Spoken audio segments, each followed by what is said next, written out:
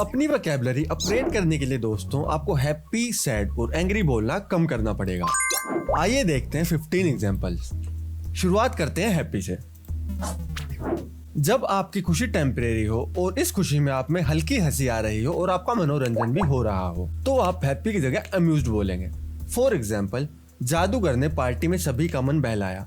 अब जादू देखकर हम खुशी से पागल तो नहीं होते, केवल हल्का फुल्का टाइम पास हो जाता है, इसलिए आप हैप्पी की जगह अम्यूज्ड बोलेंगे। For example, the magician amused everyone at the party. जब दोस्तों आपको सुकून महसूस हो रहा हो और उस समय आपकी कोई और इच्छा ना हो तो आप हैप्पी की जगह कंटेंट बोलेंगे। फॉर एग्जाम्पल, महीनों बाद घर का सादा खाना खाकर रोहन को बड़ा सुकून महसूस हुआ। बाहर का खाना 2-3-4 महीने लगातार कोई नहीं खा सकता, तो अगर आपको उसके बाद घर का खाना मिलता है तो ऑब्वियसली सुकून महसूस होगा, इसलिए आप हैप्पी की जगह कंटेंट बोलेंगे। For example, Rohan felt content eating a simple homemade meal after months.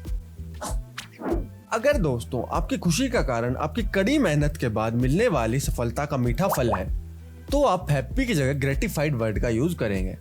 For example, अपने रिजल्ट पर माता पिता का गर्व देखकर शीतल को बड़ी संतुष्टि मिली। अब देखिए, शीतल ने काफी मेहनत की जिससे उसका रिजल्ट अच्छा आया और उसके माता पिता को गर्व हुआ और इस गर्व को देखकर शीतल को संतुष्टि मिली, यानी कि शीतल अपनी मेहनत के बाद संतुष्ट हुई है, इसलिए हम यहाँ हैप्पी की जगह ग्रेटिफाइड वर्ड का यूज करेंगे। For example, Sheetal felt gratified after seeing her parents pride in her results. जब आपकी खुशी हाई एनर्जी वाली हो और आप जोश से भरकर झूम उठे, नाच उठे, तो आप हैप्पी की जगह एक्सटैटिक वर्ड का यूज करेंगे। फॉर एग्जाम्पल, आखिरी ओवर में भारत की जीत देखकर फैंस झूम उठे।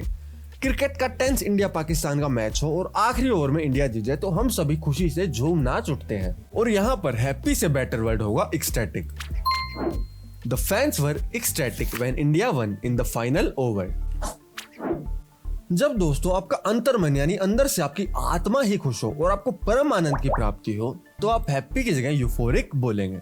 फॉर एग्जाम्पल, अपने पहले बच्चे को गोद में लेकर नीतीश को परम आनंद मिला। Nitish was euphoric when he held his first born child. अब डिस्कस करते हैं सैड के कुछ एग्जाम्पल्स। जब आप अपनी कुछ पुरानी अच्छी मेमोरीज को याद करें और उसके बाद आपको हल्का दुख हो क्योंकि वो मेमोरीज अब वापस नहीं आएंगी तो आप सैड की जगह विस्टफुल वर्ड का यूज करेंगे। फॉर एग्जाम्पल, बचपन की तस्वीरें देखकर रवि पुरानी यादों में खो गया।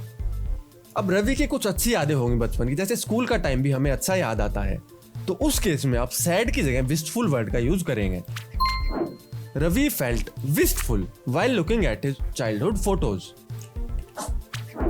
जब आप कोशिश करो और फेल हो जाओ तो उम्मीद टूटने की जो मायूसी होती है उसके लिए आप सैड की जगह डिसहार्टन लिखिए। फॉर एग्जाम्पल, सिर्फ एक इंटरव्यू में फेल होने से हिम्मत मत हारो। आपने इंटरव्यू की अच्छी तैयारी करी लेकिन फिर भी आप पास नहीं हुए, सिलेक्ट नहीं हुए, उस समय आप सैड की जगह डिसहार्टन लिखेंगे। For example, don't be dishearten just because this one job interview failed, यानी कि कोशिश करते रहें, हिम्मत ना हारें। जब आपको अचानक सब कुछ उजड़ जाने का झटका लगे तो आप सैड की जगह डिवास्टेटेड वर्ड का यूज करेंगे। फॉर एग्जाम्पल, जब भारी बारिश ने उसकी फसल बर्बाद कर दी तो किसान पूरी तरह टूट गया।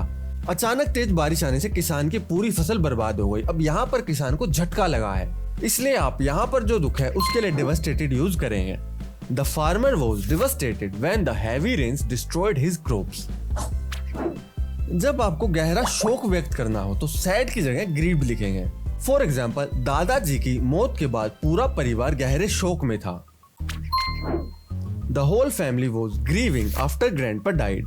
डिवास्टेटेड और ग्रीविंग में एक फर्क दोस्तों यह है कि डिवास्टेशन अचानक फील होती है, यानी कि किसी का एक्सीडेंट होने की खबर मिले तो अचानक जो दुख होगा वो डिवास्टेशन होगा। काफी समय हो जाए और आपके अंदर वही दुख इकट्ठा है दिल में तो आप ग्रीविंग वर्ड का यूज करेंगे। अब बारी आती है लाचारी और अकेलेपन के दर्द की। यहाँ पर आप अकेले हो इसलिए आप दुखी हो, उसके लिए सैड की जगह फॉरलोर्न वर्ड का यूज करेंगे।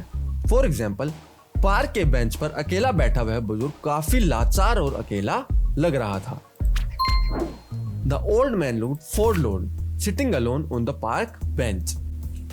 अब डिस्कस करते हैं एंग्री। जब आप गुस्से से आग बबूला हो जाओ, यानी कि गालियां दे रहे हो, जोर जोर से चिल्ला रहे हो, तो आप एंग्री की जगह फ्यूरियस वर्ड का यूज करेंगे। फॉर एग्जाम्पल, अपनी नई कार पर खरोच देखकर रोहन आग बबूला हो गया, यानी कि रोहन कार पर स्क्रैच लगने के बाद चिल्ला चिल्ला कर पागल हो रखा है। तो आप बोलेंगे Rohan was furious after he saw the scratch on his car. जब नाराजगी थोड़ी सी हो तो आप एंग्री की जगह मिफ्ड वर्ड का यूज करेंगे, जैसे कि मनीषा थोड़ी नाराज थी क्योंकि उसकी दोस्त उसके बिना फिल्म देखने चले गए थे। Manisha was miffed because her friends left for the movie without her. जब अंदर ही अंदर आपका गुस्सा उबल रहा हो तो आप एंग्री की जगह सीदिंग वर्ड का यूज करेंगे।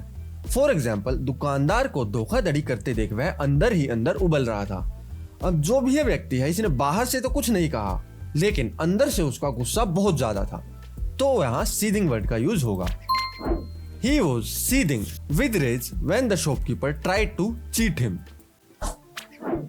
जब आपके अंदर का गुस्सा शांत हो, आप चिल्ला तो नहीं रहे, लेकिन अंदर अंदर आपको कुछ कसोटे जा रहा है क्योंकि लोग आपके साथ अच्छा व्यवहार नहीं कर रहे हैं, तो आप मन में खटास होने को एंग्री की जगह रिसेंटफुल बोलेंगे।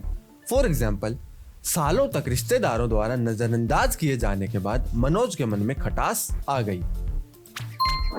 Manoj grew resentful after being ignored by relatives for years. जब आपका गुस्सा नाइंसाफी के कारण हो और आप में भारी आक्रोश हो तो आप एंग्री की जगह इंसेंस्ड लिखेंगे, जैसे कि गंदे पानी की वजह से बच्चों के बीमार पड़ने पर लोगों में भारी आक्रोश था। अब देखिए, गंदा पानी सप्लाई हो रहा है, आपकी कोई गलती नहीं है, करप्शन जिम्मेदार है, इस वजह से आपके अंदर भारी आक्रोश है क्योंकि ये नाइंसाफी है, तो आप एंग्री की जगह इंसेंस्ड वर्ड का यूज करेंगे। For example, people were incensed after their kids got sick due to unclean water. ऐसी और वोकैबुलरी वीडियोस देखने के लिए दोस्तों आप मेरी प्लेलिस्ट चला सकते हैं। Thanks for watching.